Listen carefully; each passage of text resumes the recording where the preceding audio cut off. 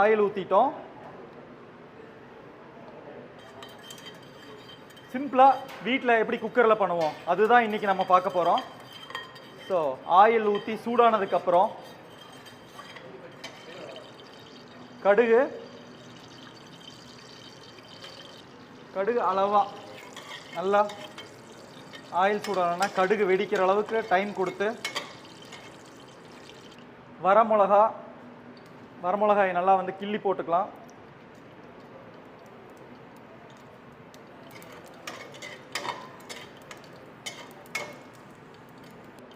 கருவேப்பிலை,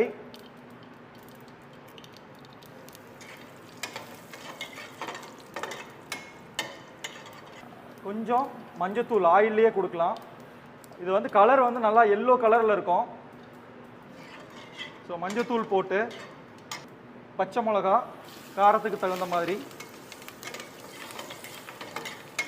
சின்ன வெங்காயம் தான் அது நல்லா டேஸ்ட்டாக இருக்கும். ஸோ இன்றைக்கி நம்ம 1/2 கிலோ அரிசி 150 கிராம் வந்து துவரம்பருப்பு ரெண்டையும் நல்லா கழிஞ்சு இதில் ஊற வச்சு வச்சுருக்கோம்.